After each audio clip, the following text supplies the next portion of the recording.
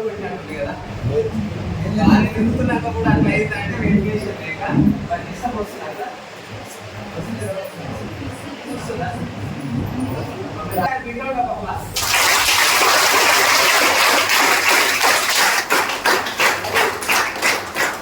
ఈరోజు దేశవ్యాప్తంగా పండుగ వాతావరణం ఎసానం ఎందుకు 9 రోజులు పొందించిన గణపయ్యని నిమజ్జనం చేయడానికి చాలా మంది భక్తులు వెళ్ళారు కదా. తీర్థయాత్రలు వెళ్ళినా లేదా? మరి మీరేం తీర్థయాత్రలు వచ్చారు ఎందుకున్నారు కాదు. వినాయకుడు ఏం చెప్పిందంటే నీకు ఏదైనా సక్సెస్ అమ్మ నాన్న చుట్టే ఉంది అని చెప్పి కుమారస్వామి కంటే బెటర్ గా ఎవరు నిర్ణయం తీసుకున్నారు? ఏం చేసింది ఆయన? చుట్టూ తిరిగి అంతేనే కదా. తెలుగు కుమారస్వామి ఎక్కడెక్కడ తిరిగాడు? కొన్ని లోకాలు తిరిగి వచ్చాడు. మరి ఇప్పుడు సక్సెస్ నిమజ్జనానికి పోయి తీర్థయాత్రలు పోయి వచ్చేటప్పుడు పచ్చి చేపలు ఫ్రై చేపించుకొని తిని వస్తే సక్సెస్ వస్తుందా? మీటింగ్ వస్తే సక్సెస్ వస్తుంది. ఏమో అక్కడ ఎంజాయ్ చేయడానికి పోయారు. మనమేమో లైఫ్ ఏంటో తెలుసుకోవడానికి వచ్చాం. లైఫ్ ఏంటో తెలుసుకోవడానికి వచ్చిన మీ అందరికీ కూడా వెస్టీజ్ ఫ్యామిలీ తరఫున ఒక్కసారి ఆర్థిక వెల్కమ్ చేసుకోవాలి.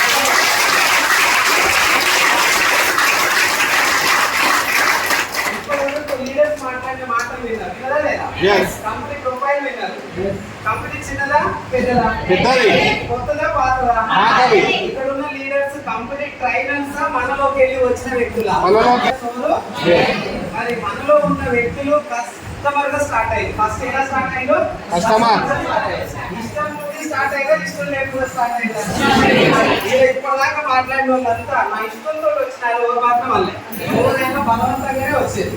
అట్లా కూడా నేను ఒక 2 సంవత్సరాల క్రితం బలవంతంగా ఇందులోకి వచ్చిన వ్యక్తిని. నేను బలవంతంగా ఇందులోకి వచ్చిన అంతకుముందు 20 సంవత్సరాలు బయట మార్కెట్ లో 19 ఏళ్ళు ఉన్నప్పుడే అమ్మ నాన్నకి హెల్ప్ చేయాలని చెప్పేసి వాళ్ళకు పునరుద్ధిలో భాగంగా నేను వాళ్ళ ఎంట కళ్ళమ్మడానికి తర్వాత చదువుకుంటూ వీరుల షాప్లో పని నేర్చుకొని షాప్ పెట్టుకోవడం జరిగింది 2003లో. ఇక్కడే ఎంజాయ్ చదవస్తాను. అప్పుడు ఇంత డెవలప్మెంట్ లేదు. 2003లో ఇంత డెవలప్మెంట్ లేదు. అక్కడ పని నేర్చుకొని ఇక్కడ నాకు తెలియలేదే కదా అని చెప్పి యాచారం షిఫ్ట్ అవ్వడం జరిగింది. యాచారంలో 20 సంవత్సరాలు ఫర్నిచర్ షాప్ కి ఓనర్ని నేనే, వర్కర్ని నేనే. అదే లైఫ్ అని చెప్పేసి పనిచేస్తున్న సమయంలో మరి కాంపిటీషన్ పెరిగి ఫర్నిచర్ అయితే ఇప్పుడు రోడ్ల పోటీ అమ్ముతున్నారు. అంతదా లేదా? మరి నా దగ్గరికే వచ్చి కొట్టాలన్న దీవంతో నేను వస్తే బయట అమ్ముతుంది కాబట్టి నాకు లైఫ్ లేదని గ్రహించి ఏం చేసినంటే చిన్నగా ఏదైనా చేయాలని చెప్పేసి డిగ్రీ కంప్లీట్ చేసుకున్న సమయంలోనే మళ్ళీ కొన్ని అడ్డంకులు వస్తాయా? అట్లే వదిలేసినాక 2008లో అమ్మ నాన్న మెడకు ఏమేసారు? పెళ్లి చేసిరు. అదే లైఫ్ ఇక బీరువా షాపు, మ్యారేజ్, పిల్లలు అని చెప్పేసి అదే లైఫ్ అని భావిస్తున్న సమయంలో కొన్ని ఖర్చులు పెరిగినాయి. ఆదాయము పెరుగుతుందా సార్? ఆదాయం ఖర్చులు పెరుగుతున్నాయి, ఆదాయము పెరగట్లేదు అని చెప్పేసి ఏదైనా చేయాలంటే ఒక 2-3 చెత్త కంపెనీలు వచ్చి నన్ను కొంచెం ఇబ్బంది పెట్టాయి. అయితే ఎక్కువ మార్కెట్లో కోర్సు ఇవన్నీ వేస్ట్ అని చెప్పి ఫిక్స్ అయిన మైండ్ సెట్ నాది. 2016లో మరి సాధించుకున్నవా తెలంగాణ? సాధించుకున్నావా లేదా? ఎంతో మంది ప్రాణత్యాగాలు, ఎంతో మంది రోడ్డు ఎక్కితే తెలంగాణ వచ్చింది. ఆ వచ్చిన తెలంగాణ ఎవరి కోసం వచ్చిందో తెలియదు కానీ ఆ 2016లో నోటిఫికేషన్ ఇచ్చింది. ముసలోళ్ళు కూడా జాబ్ ట్రై చేయొచ్చు. వాస్తవం మాట్లాడుతున్నా ఎంతమంది ఒప్పుకుంటారు ఈ వాస్తవం అని? అది ఎంతమంది ట్రై చేసి డిగ్రీలు ఇంటర్లో ఉన్న చేసినా లేదా? అట్లా నేను డిగ్రీ ఉండడం వల్ల నేను కానిస్టేబుల్ ఎస్ఐగా ట్రై చేయడం జరిగింది 2016లో. మరి జాబ్ కావాలా వద్దా? కొట్టాలి, జాబ్ కొట్టాలని ఫిక్స్ అయినా కానీ ఏజ్ 32 ఏళ్ళు కొంచెం మెంటల్గా ఫిక్స్ అయినా దీంతో పని కాబట్టి ప్రిలిమ్స్ రాసిన, ఎగ్జామ్ పాస్ అయినాక వెంటనే తెలంగాణ గవర్నమెంట్ తుపాకి ఇచ్చి డ్యూటీకి పంపుతుందా సార్? ఏం చేయాలి? రన్నింగ్ చేయాలి. ముందర బొర్ర, వెనుక డిస్క్ ప్రాబ్లం, 32 ఏళ్ళు అవుతుందా సాధ్యం? అయినా సరే కొంచెం కఠోరంగానే కొంచెం ప్రాక్టీస్ చేస్తే ఒక 3 సెకండ్లు పోయింది. 3 సెకండ్లు కళ్ళు తెలిసి మూసే లోపు, కళ్ళు మూసి చేసే లోపు 3 సెకండ్లు పోయింది. బ్యాక్ వచ్చిన మళ్ళీ నాకు జాబ్ అవకాశం లేదు కాబట్టి రియల్ ఎస్టేట్ బెస్ట్ అని చెప్పి ఒక ప్లాట్ ఉంటే అమ్ముకొని రియల్ ఎస్టేట్ చేస్తున్న సమయం అది. ఆ టైంలో ప్లాట్లు బాగా అవుతున్నాయి. 3 పూలు 6 కాయలు అయితే బయట మార్కెట్ లో అడిగి చూడండి, ఎవరైనా ఏమన్నా చెప్పడానికి పోతే నేను చాలా బిజీ అంటారు. ఏం చేస్తున్నావు అంటే అంతేనా కాదు? మరి నేను కూడా అట్లనే చెప్పుకుంటున్నాను. ఉత్తర సెంటర్ పెట్టుకొని తిరుగుతున్న సమయంలో గ్రేట్ లీడర్ ఈ రోజు నేను ఇక్కడ నిలబడడానికి కారణమైనటువంటి వ్యక్తి పాండు సార్. నా విలేజ్ కి 4 కిలోమీటర్ల డిస్టెన్స్. అంతకుముందే నాకు నెట్వర్క్ మార్కెటింగ్ మీద అనుభవం ఉంది. వెస్టీజ్ కూడా 2017లో నా దగ్గరికి వచ్చింది పోయి, కానీ నేను వినలే. వింటావా? 24 క్యారెట్ గోల్డ్ ఈగో 10 తులాల గోల్డ్ నాకు వేస్తుంది నాకు, కానీ ఎవరు కాకపోయేది. పాండు సార్ ఈ కంపెనీ గురించి వస్తే అంతకుముందే నాకు తెలిసిందా లేదా? నేనన్నా వేస్టేజ్ అన్న తప్పుడు ఒక పోయి, రెండోసారి కలిసి తప్పుగా పోయి, మూడోసారి ఆయనేమనుకున్నావు నేనేమనుకున్నావు కానీ ఆధార్ కార్డు అయితే ఇచ్చిన ఇష్టమయ్యమా. అయినోడైతే మూడోసారి కానీ నేనైతే అయినోది కాబట్టి 3 సార్లు బయట మార్కెట్లో ఇప్పటికీ అడిగినా ఓడిస్తలేదు. అంతేనా కదా? నేను ఇచ్చిన తర్వాత ఐడి తీసిండు. ఐడి తీసిన తర్వాత సార్ ఇష్టం ప్రకారమే మరి అవి అయితే కరెక్ట్ అయితే అనుకున్నాడు కానీ 4 ప్రోడక్ట్లు నాకు సజెషన్ చేసిండు. అది పేస్ట్ పొద్దున్నే పనులు తోవాలి కాబట్టి పేస్ట్ సజెషన్ చేసిండు. తోముతున్నావా లేదా? తర్వాత చాయ్ తాగాలి కాబట్టి టీ పొడి పర్చేజ్ చేసిండు. ఆఖరికి అన్నం వండుకొని కూరలు వండుకొని తినాలి కాబట్టి కుకింగ్ ఆయిల్ పర్చేజ్ చేసిండు. ఈ 3 నిత్యావసర వస్తువులే కావాలి. తర్వాత ఏం చేసిండంటే బట్టలు లిక్విడ్ ఇచ్చిండు. ఈ 4 ప్రోడక్ట్లు కూడా నేను వెళ్ళి షాప్ పోయి తీసుకోలేదు, అన్నీ తీసుకొచ్చి ఇచ్చిండు. ఏంటి తెచ్చిందంటే ఇంట్లోకి తీసుకురానికి ప్రయత్నం చేసిండు. మనం గేట్ కట్టిగా పెట్టుకోవాలి. ఇంటికి వస్తే ప్లాన్ చెప్తారు కదా, ప్లాన్ చెప్తారు కాబట్టి బయటకెళ్ళి పంపించి ప్రోడక్ట్ తీసుకున్నా. ఇంట్లో తీసుకుపోయినాక వాడాలన్నా పక్కన పెట్టాలన్నా? వాడే వస్తువులే, కొత్త వస్తువులు ఏం చేసి నాకు అలవాటు లేని బ్రాండ్ ఏం పర్చేజ్ చేసిండా? నేను మొత్తమే మందు తాగాలి, వాళ్ళు మందు పర్చేజ్ చేసిండా? ఏం చేసిండు? ఇంట్లో వాడు వస్తువులే పర్చేజ్ చేసిండు కాబట్టి అవి వాడడం స్టార్ట్ చేస్తే నాకు పేస్ట్ బాగా కనెక్ట్ అయింది. చాలా వండర్ఫుల్ పేస్ట్. అంతకుముందు డెంటల్ ప్రాబ్లం ఉండేది. 24/7 ఇప్పుడు మన మౌత్ ఎంత నీట్ గా క్లీన్ గా ఉంటుందంటే మార్నింగ్ లేచిన తర్వాత కూడా బ్రష్ చేసిన ఫీలింగ్ ఉంటుంది. చాలా బాగా అనిపించింది. 10 సంవత్సరాల నుంచి ఉన్నటువంటి గ్యాస్ ట్రబుల్ టీ కూడా కుకింగ్ ఆయిల్ కూడా ఉంటుంది. ఎంత గ్యాస్ ట్రబుల్ అంటే 99 తర్వాత టైం చూసుకొని తినాలన్నా ఆకలి అయితే తినాలన్నా ఫిక్స్ అయిపోయినా. ఈ టైంలో తింటే అరగదని ఫిక్స్ అయిపోయిన నా బాడీ ఇప్పుడు 2 గంటల నైట్ ఆకలి అయితే తింటే మార్నింగ్ 6 వరకు డైజెషన్ అవుతుంది. ఎట్లాంటి గ్యాస్ ట్రబుల్ ఆకలి లేదు. ఈనో ప్యాకెట్ దూరం అయ్యి ఇప్పుడు 2 సంవత్సరాలు అయిపోయింది. హాస్పిటల్ దూరం చేసినా లేవా? ఆఖరికి ఈ 3 ప్రోడక్ట్లు బాగున్నాయి. అంతకుముందే బజాజ్ కార్డు ఉంది మన దగ్గర, ఈఎంఐ కార్డు ఉందా లేదా? ఎంతమంది దగ్గర ఉంది? కొంచెం నాకు ఫోన్ అవసరం ఉంది, ఈ కార్డు ఏం అవసరం లేదు, భయపడకండి. అంతకుముందే మా సిస్టర్కి వాషింగ్ మిషన్ అవసరం ఉందన్నా అని చెప్తే ఆ కార్డు మీద ఇప్పించిన. ఆమె ఈఎంఐ అయిపోయే లోపే మా మేడం కూడా అడిగింది. అడుగురా ఎవరికైనా కావాలి వాషింగ్ మిషన్, చాలా అవసరం ఉంటుంది అని చెప్పేసి ఆమె అడిగితే పైసలు ఎవరు కట్టాలి? మనమే కదా. సెలెక్ట్ ఎవరు కడతారు?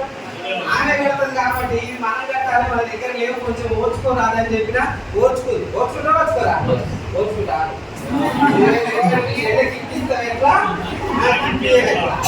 అట్లా అయినా ఓర్చుకున్నాక ఈ బట్టలు ఇచ్చిన కదా, ఇచ్చిన తర్వాత చెప్తుంది ఏమంటే వాషింగ్ మిషన్ వద్దు, అంత వాషింగ్ మిషన్ వద్దు.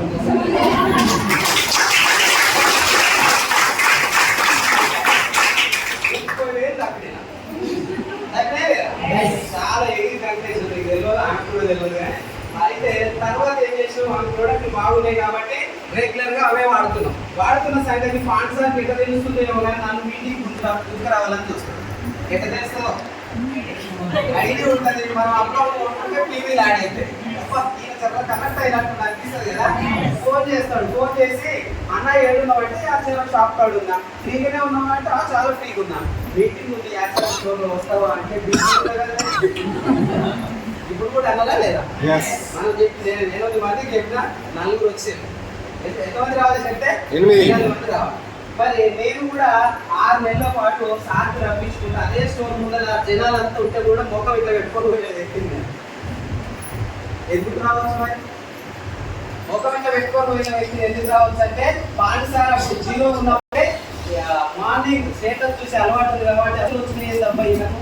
ఈయన ఆర్టీసీ కండక్టర్ కదా, ఈయన నాకు ఇచ్చిన ఇంట్లో వాడుకునే సౌదా కదా, ఇంట్లో వాడుకునే వస్తువులతో 2 లక్షలు వస్తాయా అని చెప్పి కొంచెం పుల్లు తయారయ్యి ఆయన మీద కానీ 2 లక్షలు వస్తున్నాయని కాదు, నువ్వు 20 సంవత్సరాలు ఏం తీసుకోవాలి అని అంతేనే కదా. 20 సంవత్సరాలు బయట మార్కెట్లో నువ్వు ఏం చేసి పాపం నీకు 10 రూపాయలు కూడా అకౌంట్ ఉంటలేవు, నెల వచ్చేటప్పటికి 2 లక్షలు వస్తున్నాయి కదా. మరి ఆ రోజే పోయి ఉంటే అందులో 1,99,000 ఉంది కదా.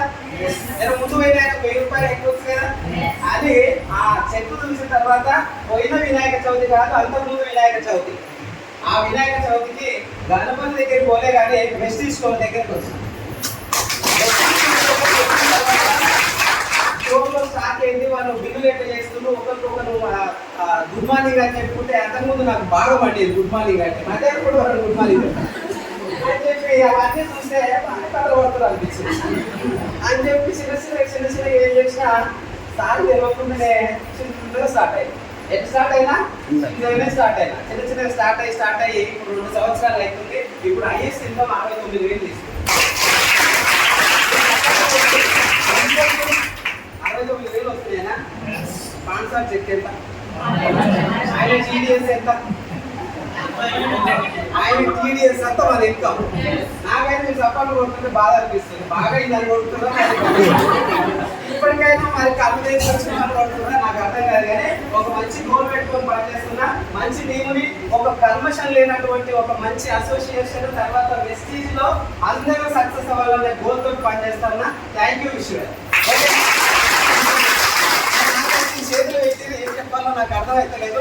ఇప్పుడు దాకా డబ్బులు వస్తున్నాయి, ఆరోగ్యం వస్తుందని చెప్పినా లేదా, కానీ ఎట్లా వస్తున్నాయో చెప్పలే. చెప్తురా చెప్పాలా వద్దా, తెలుసుకుంటారా లేదా? తీసుకొని సార్ కూడా వచ్చింది నెక్స్ట్ గా. మరి మీరు జస్ట్ సైలెన్స్ గా డిస్టర్బెన్స్ లేకుండా వింటే నేను షార్ట్ కట్ లోనే చెప్తా. ఓకేనా? Good morning.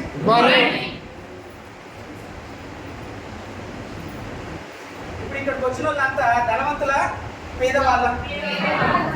ఎంత పేదవాళ్ళ? రేపు ఆదివారం వస్తే తలకాయ కూడా తెచ్చుకోలేదు అంత పేదవాళ్ళు. అంతేనా కదా? మరి పిల్లలు ఈ రోజు వినాయక చవితికి నియోజకానికి పోతున్నాం సార్ అంటే కనీసం పిల్లలకి 10 రూపాయలు ఇచ్చి నువ్వు పోనా అనేటంత లేదు. అంతేనా కదా? మరి ఎందుకు పని చేయట్లేదా మనం? చేస్తున్నావా లేదా? దేవుడు మనకు పని కూడా కల్పించిండు, భూమి మీద పని చేసుకోవడానికి కాలు రేఖలు కూడా ఇచ్చిండు, ఆరోగ్యం కూడా ఇచ్చిండు. బయట పని చేసుకొని బతకొచ్చు కదా, ఎంతమంది పని చేస్తుంది సార్? ఇంకోళ్ళంతా ఉంది నాకు తెలిసి చేయకుండా వాళ్ళంతా సార్ మీద ఆధారపడాలి. ఇక్కడ చేయకపోతే మేడం వాళ్ళ మీద ఆధారపడాలి. లేకపోతే తాను సంపాదించింది ఏదైనా ఉంటే కుమ్మికెళ్ళి తీసుకొని తినండి. వాళ్ళు ఎందుకురా?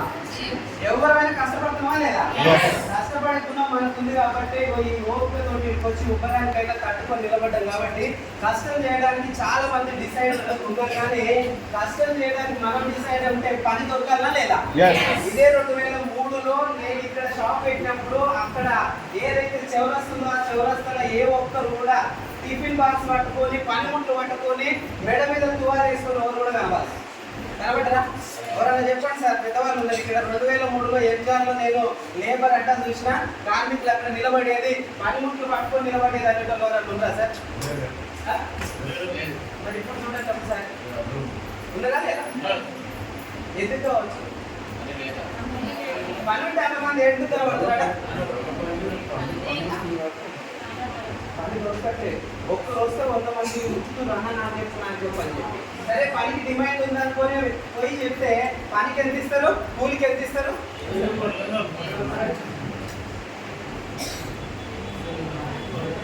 ఎంత ఇస్తారు? 500, 600. ఒక 500 నుంచి 1000 రూపాయల మధ్య ఇస్తారు. నేనేమంటున్నాంటే మనం కూలి పని చేయడానికి సిద్ధంగా ఉన్నాం, చేద్దాం. మరి రోజుకి ఎంత ఇస్తారు? 500 ఇస్తారు. నార్మల్గా ఉమెన్ మెన్ ఎవరికైనా పర్వాలేదు, ఒక 500 ఇస్తారు. ఆ 500 మనం రోజు వెళ్ళి పని చేసి ఇస్తారా, వారం రోజులు చేసి ఒక వారం రోజులు ఇంటికాడ ఉండిస్తారా? ఏం చేయాలి? రోజు పని చేయాలి. ఇప్పుడు 500 రోజు వస్తాయి, నెల మొత్తం పని చేస్తే ఎన్ని వస్తాయి? 15,000 వస్తాయి. మరి రోజు పని చేస్తే మనకు 15,000 నెల నాడు వస్తున్నాయి కదా. మరి ఓ 2-3 నెలలు కంటిన్యూగా ఒకే పుస్తకాల దగ్గర ఒకే వస్తు దగ్గర పని పోయినాం. ఆ 2-3 నెలలు పోయినాక ఒక నెల జర హెల్త్ బాగలేకనో పండుగ పబ్బాలు వచ్చో మనం పోలే, మరి ఆ 15,000 ఇస్తాడా? ఎందుకు 3-4 నెలలు ఆయన దగ్గరికి కూలిపోయినాం కదా. ఆ రోజు నువ్వు చేసినావు కాబట్టి నీకు ఇస్తాడు, ఆయన చేయలేదు కాబట్టి నీకు ఇవ్వడు. ఇప్పుడు ఈయన పేదవాడ తెల్లవారుడా? మరి కూలి పని విషయానికి వచ్చిన బయట మార్కెట్ లో ఒక 3 జనరేషన్లకు తీసుకుంటే తాత పని చేసిందా లేదా, నాయన పని చేసిందా లేదా, ఇప్పుడు మనం పని చేస్తున్నావా లేదా? 3 తరాలుగా కష్టపడి పని చేసినా గానీ ఇప్పుడు మనం నువ్వు పని చేస్తేనే పైసలు వస్తున్నాయి అంటే ఈయన డేంజర్ జోన్ లో ఉందా మంచి జోన్ లో ఉందా? చాలా చాలా డేంజర్ జోన్ లో ఉన్నాడు. పని దొరకక చాలా మంది పస్తులు ఉంటున్నారు. ఒక్కొక్కరిని కదిలిస్తే వాళ్ళ ఏడుపులు కాదు, వాళ్ళ బాధలు కాదు. ఎందుకంటే వాళ్ళు ఒకటే డిసైడ్ అయ్యారు, పని దొరుకుతలేదు అని. మార్కెట్ లో అవకాశాలు ఉన్నాయా లేవా? రెండోది వ్యాపారం ఉంది. ఏముంది? వ్యాపారం చేస్తురా లేదా? ఎంతమంది చేస్తారు వ్యాపారం? మాట్లాడకండి. చాలా మంది పూల బండి, మిర్చిల బండి, టిఫిన్ సెంటర్లు ఏవో ఒక దగ్గర చిన్న చిన్న ఇన్వెస్ట్మెంట్ పెట్టి పని చేసుకొని కొంచెం ఉపాధి పొందుతున్నా లేదా? ఒక్కసారి అవుటర్ రింగ్ రోడ్ దగ్గరికి పోయి అవుటర్ రింగ్ రోడ్డు మన్ని కూడా ఆర్టీఓ ఆఫీస్ కాకుండా వేద కన్వెన్షన్ అనే బోర్డు దగ్గర వరకే చూడండి. ఇటు 10 మంది మొబైల్ ఫుడ్ పెట్టుకొని కూర్చున్నారు. ఉన్నారా ఒకప్పుడు? ఎందుకు వచ్చినాడికి ఒక్కసారి అలా టచ్ చేసిన ఒక దగ్గర ఏమో పోయి తిందామని పోతే వాళ్ళిద్దరు భార్యాభర్తలు సాఫ్ట్వేర్లు అయ్యుండి ఇదేంటి అని అంటే తీసేసిందట జాబ్ తీసేస్తే ఇంకా ఇట్లా ఏడ చేసినా మళ్ళీ తీసేస్తారు. స్వశక్తితో ఎదగాలని చెప్పి అలా మొబైల్ ఫుడ్ పెట్టుకున్నాం సార్ అని వాళ్ళు చాలా బాధపడుతున్నారు. అవతల 10-15 ఏళ్ళు వృధాగా అక్కడ కష్టపడ్డాం సార్. భర్త నైట్ డ్యూటీ పోతే భార్య మార్నింగ్ డ్యూటీ పోయి పిల్లలను దూరం ఉండి తల్లిదండ్రులను దూరం ఉండి 15 ఏళ్ళు కష్టపడితే మాకు ఇది సార్ మా గతి అంటున్నారు. ఎవరాళ్ళు? సాఫ్ట్వేర్ జాబ్ చేసిన వాళ్ళు. మరి వాళ్ళు వచ్చి వ్యాపారం చేస్తారు. ఓకే, మరి అక్కడ ఖర్చు పెట్టుబడి పెట్టాలా లేదా? పెట్టుబడి పెడితేనే వ్యాపారం స్టార్ట్ అవుతుందా? పెట్టుబడి పెట్టకపోయినా స్టార్ట్ అవుతుందా? పెట్టాలి, అవగాహన ఉండాలి, అడ్డా ఉండాలి, మనం ఉండి పని చేయాలి. అంతేనా కదా? మరి ఈయన నెలకు ఒక 20,000 సంపాదిస్తుండే అనుకుందాం. 20,000 వస్తున్నాయి. ఒక 3 నెలలు 4 నెలలు సంవత్సరం పాటు అదే అడ్డ మీద కంటిన్యూగా ఏ పండుగ పబ్బాలకు పోకుండా ఇదే నడిపించిండు. తర్వాత కొంచెం వేరే ప్రాబ్లం వచ్చి అడ్డ మీద బండి పెట్టలే, మరి ఆయనకి ఏమైనా పైసలు వస్తాయా? ఇది కూడా అట్లాంటిదేనా కాదా? ఇది డేంజర్ జోన్లోనే ఉంది. ఇంకొక కేటగిరీ విషయానికి తీసుకుంటే ఏంటిదని? ఉద్యోగం. ఏంటిది? ఉద్యోగంలో ఒక 30,000 వస్తున్నాయి ఒక పర్సన్ కి. వస్తేరా ప్రాణం పెట్టి పనిచేస్తున్నారు. చాలా మంది ప్రైవేట్ గవర్నమెంట్ దగ్గర పనిచేస్తే నెలకు 30,000 వచ్చేటోళ్ళు ఉన్నారు. నేను వీళ్ళ గురించి మాట్లాడతా. నెలకు 30,000 వస్తున్నాయి అంటే ఆయన డ్యూటీ పోతే వస్తున్నాయా, ఇంటికాడ కూర్చుంటే వస్తున్నాయా? ఇంటికాడ కూర్చుంటే. మరి ఈయన కూడా ఒక 10 ఏళ్ళ నుంచి డ్యూటీ చేసిండు కదా, మరి ఆయనకు నెల పైసలు రావాలన్నా లేదా? మరి 30,000 వస్తున్నాయి అంటే ఈయనకు రోజుకి ఎంత పడుతున్నట్టు? 1000 రూపాయలు. రోజుకి 1000 రూపాయలు పడుతున్నాయి అంటే ఈయన 30 రోజులు పని చేస్తే ఎన్ని వస్తున్నాయి? 30,000. ఒకవేళ 20 రోజులే పని చేసి ఎన్ని వస్తాయి? 20,000. 10 రోజులే పని చేసి ఎన్ని వస్తాయి? 10,000. ఎన్నడూ కూడా డ్యూటీ పోలే ఏమొస్తాయి? 0. ఈయన కూలి పని పోతేనే కూలి వస్తుంది, ఈయన వ్యాపారం పోతేనే పైసలు వస్తాయి. వస్తాయో రావు కూడా తెలియదు. ఈయన ఉద్యోగానికి పోతేనే జీతం వస్తుంది. ఈయనకు డైలీ ఇస్తున్నారు, ఈయనకు నెలనాడు ఇస్తున్నారు. ఈయనకు కూలి అన్నాం, ఈయననేమంటున్నాం తేడా. మరి ఈయన కూడా పోతేనే ఇస్తుంది కదా, కాకపోతే ఈయనకు ఖర్చు పెట్టుకుంటాడని నెలనాడు ఇస్తుంది. అందుకే ఈయన ఉద్యోగి అన్నారు. ఈయన రోజు ఎప్పటికప్పుడు అడుకొచ్చుకొని 90 తర్వాత ఏదన్నా పొద్దుగా ఆయన డైలీ కాబట్టి ఆయన ఏమన్నారు? ఈ ముగ్గురు కూడా భూమి మీద ఉన్నారా లేదా? ఇక్కడ ఉందా లేదా? మరి ఈ ముగ్గురు నేనంటున్నా మనం శారీరకంగా బాగుండి పని చేస్తేనే పూట గడుస్తుంది, బాగా లేకపోతే గడుస్తుందా? మరి ఈ ముగ్గురు కూడా డేంజర్ జోన్ లో ఉన్నారా, మంచి జోన్ లో ఉన్నారా? చాలా డేంజర్ జోన్ లో ఉన్నారంట. ఆర్థిక నిపుణులు హెచ్చరిస్తున్నారు. ఒకప్పుడు 1994లో తులం బంగారం 4,000 నుంచి 5,000 మధ్యలో ఉంది. ఈ రోజు ఎంతుందో బాగా అప్డేట్. ఏది చేపించుకోవాలి, మరి 1990 మరి ఒకప్పుడు ఉన్న ఇన్కమ్ ఇప్పుడుందా? రేపు ఉంటుందా? మరి రేపు పని లేదు, నిన్నటి ఉద్యోగం లేదు. ఇవన్నీ కూడా మనం చట్టగతం అవుతున్నాం కాబట్టి ఒక మంచి అవకాశం. 8,000 4,000 ఈ కూలి పనికి పోయే వ్యక్తి అయినా ఆ ఫ్యామిలీ ఒక నెల నాడు ఏదో ఒక రోజు డిమార్టో, సూపర్ మార్కెటో, మోరో, రత్నదీపో ఏదో ఒక షాప్కి వెళ్ళి దినసరి ఖర్చులు ఏంటివి నిత్యావసర ఖర్చులు ఓ 4,000 ఖర్చు పెడుతురా లేదా ఈ కూలి ఫ్యామిలీ పెడుతురా? ఆఖరికి ఎలక్షన్ల నాడు ఒకసారి 2 సార్లు ఇస్తారు, మళ్ళీ ఇస్తారా? మరి ఈయన పని దొరికినా దొరకకపోయినా నెలకి ఈ ఖర్చు ఉంటుందా ఉండదా? ఈయన వ్యాపారం నడిచినా నడవకపోయినా ఈ ఖర్చు ఉంటుందా ఉండదా? మరి ఈయన ఉద్యోగం చేసినా చేయకపోయినా ఈ ఖర్చు ఉంటుందా ఉండదా? ఈ ఖర్చు మనం భూమి మీద ఉన్నన్ని రోజులు ఉంటది. నీ దగ్గర డబ్బులు ఉన్నాయా, డబ్బులు లేవా, నువ్వు పేదోడువా ధనవంతుడువా, ఇవేమి సంబంధం లేదు. కానీ ఈ ఖర్చు ఇప్పటిదాకా ఎక్కడ పెడుతున్నాం అంటే ట్రెడిషనల్ మార్కెట్ లో పెడుతున్నాం. ఏ మార్కెట్ లో పెడుతున్నాం? Traditional market. సాంప్రదాయ వ్యాపారం తాత నేర్పిపోయింది, బిడ్డ నువ్వు 7 నెలల కష్టం చేసినా గానీ ఈ వస్తువులు మాత్రం ఈ షాప్ లో కొనుక్కొచ్చుకో. జనరల్ అప్డేట్ అయింది కాబట్టి పోయి అడిగి కొనలేదు కాబట్టి ఓ బండ్లు పోయి కొనుక్కొస్తున్నాం, అంతేనా కదా? ఆఖరికి ఇది కూడా శాతం అయితే లేదు కాబట్టి ఈ కామర్స్ వచ్చింది కాబట్టి ఆన్లైన్ ఆర్డర్ అమెజాన్, ఫ్లిప్కార్ట్, మీషోలో ఆర్డర్ పెడితే ఇంటికే వస్తున్నాయి. ఈ మార్కెట్ పేరు ఏంటిది అని అంటే ట్రెడిషనల్ మార్కెట్. మరి ఈ ట్రెడిషనల్ మార్కెట్ లో మనం వాడే వస్తువులు తయారు చేయడానికి కంపెనీ ఉంటుందా ఉండదా? ఇప్పుడు ఇది నా దగ్గర ఉన్నది, కొన్నామా చెట్టు మీదకి వెళ్తే ఎక్కున్నామా? కొన్నామంటే తయారైందా ఎక్కడే ఎవరన్నా ఉత్పత్తి ఏ రకంగా భూమిలోకి వెళ్ళి ఏమైనా తీసినా?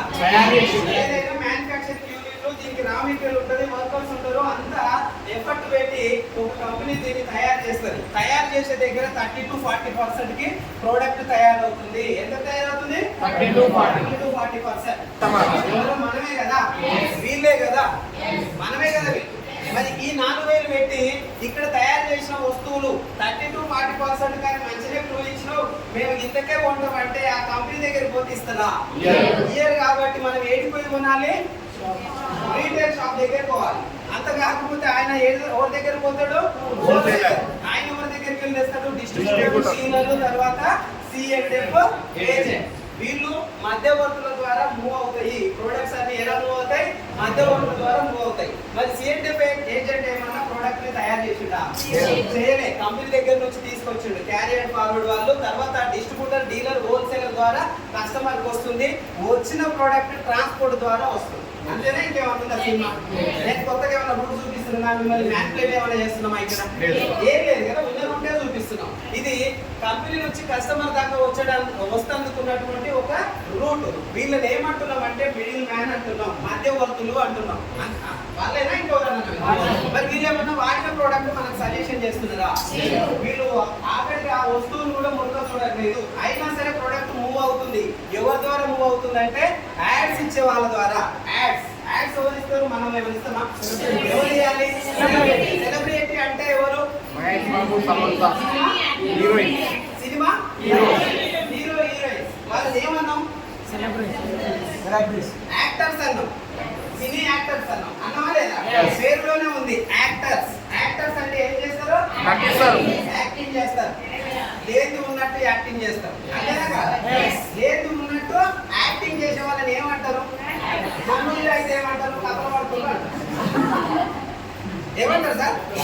మన గల్లీలో ఎవరన్నా కొంచెం కథలు పడితే పక్కకు పోయి మూడు తిప్పుకొని ఏమంటారమ్మా అంటారా కదా? నిజంగా వీళ్ళు కథలు పడుతున్నారు, రియల్గా వాడుతున్నారు. ఈ కంపెనీకి కూడా కథలు పడేటోళ్ళే కావాలి. ఎందుకంటే వాడకపోయినా వాడినట్టు కథలు పడి చెప్తారు. చేశాను ఒక తప్పు రుతుతోనే అమ్మాయిలాగా కనబడ్డదంటే వాడతలే, సంతోషపడక జస్ట్ మహేష్ బాబు కూడా మనసులో అనుకున్నది మనకు చెప్పలే, ఆ స్కిప్పింగ్ ఆడేటాన్ని కూడా చెప్పలే, నేను అమ్మాయిలాగా కనబడుతున్నాను. ఆ పాప కూడా చెప్పలే, ఇవి మా అమ్మాయి కాదు అని.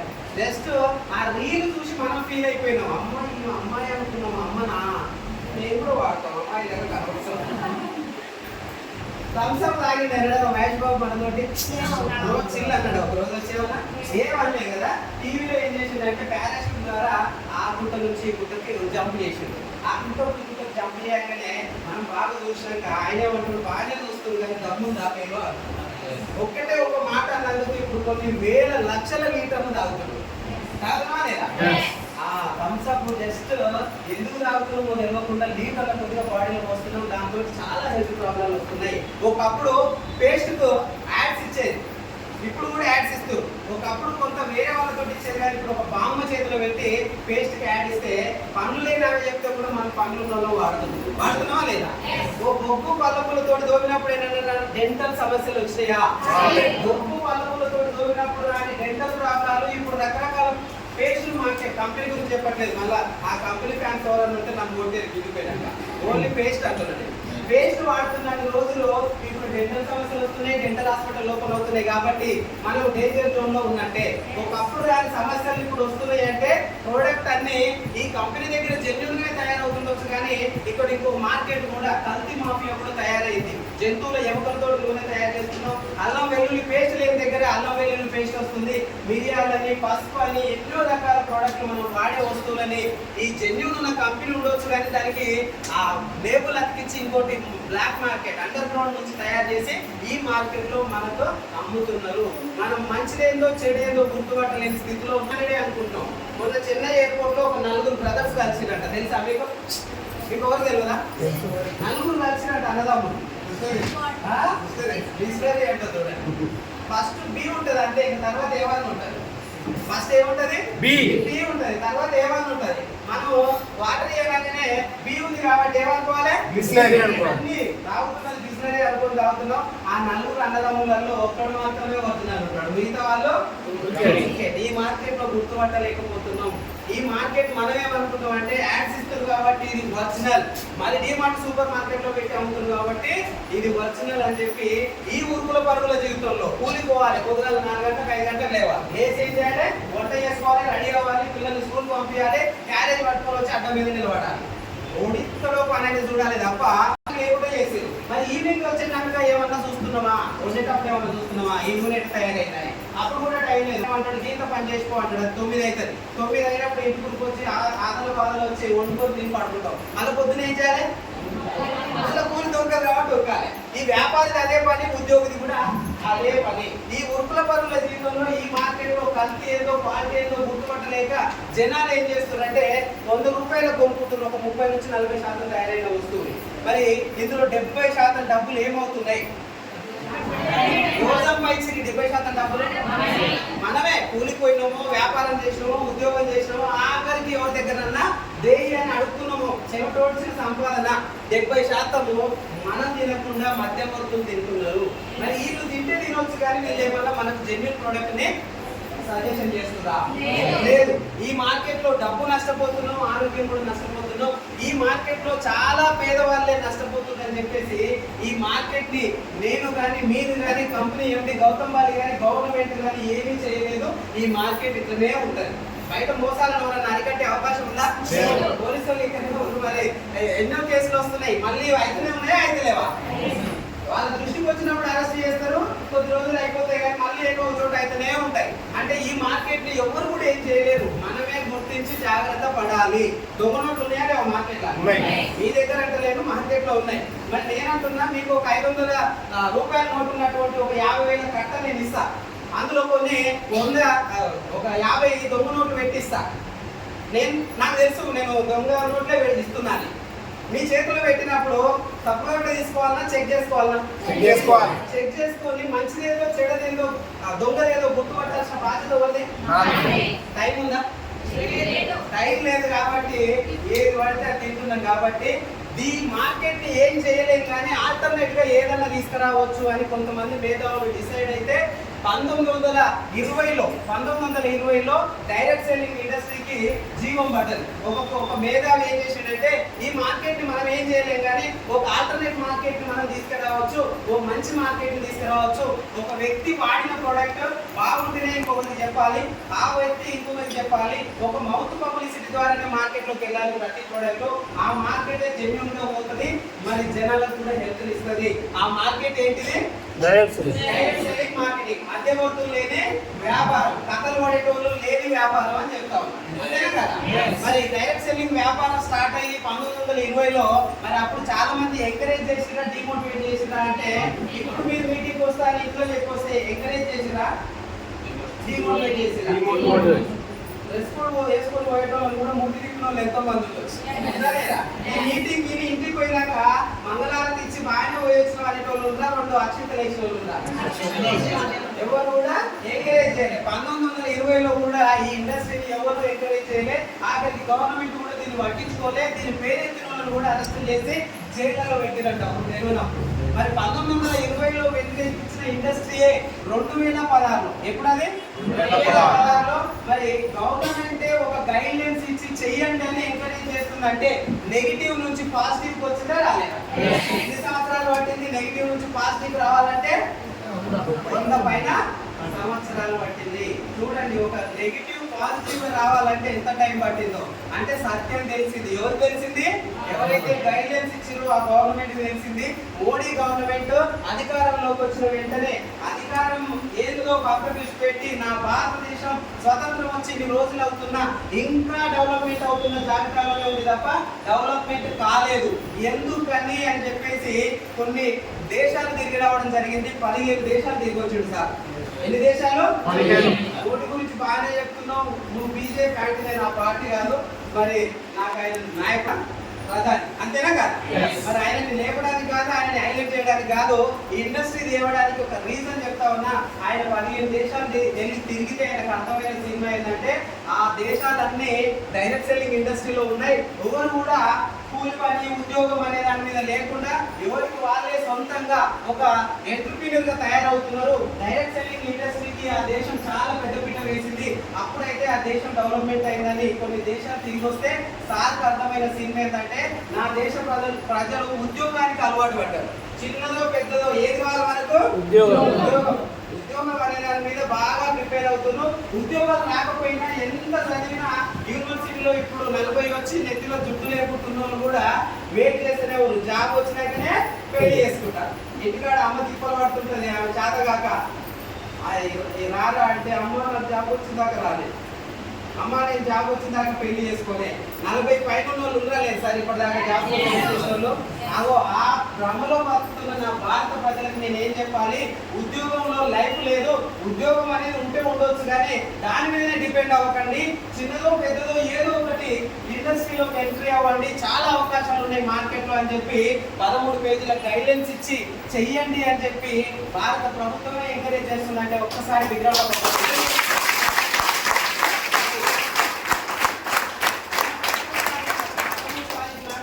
ఈరోజు 13వ తారీఖు నాడు హైదరాబాద్ లో తెలంగాణ గవర్నమెంట్ తరఫున కూడా దీనికి ఒక మంచి వేదిక ఏర్పాటు చేయడం జరిగింది. మొన్న చూసినా లేదా? పేపర్ కటింగ్లు ఉన్నాయి, స్టేటస్లు కూడా ఉన్నాయి, వీడియోలు కూడా ఉన్నాయి. చూడండి, ఒక గవర్నమెంటే దీన్ని ఎంకరేజ్ చేస్తుందంటే ఎవరో నెగిటివ్ పర్సన్ మనని ఈ దేశం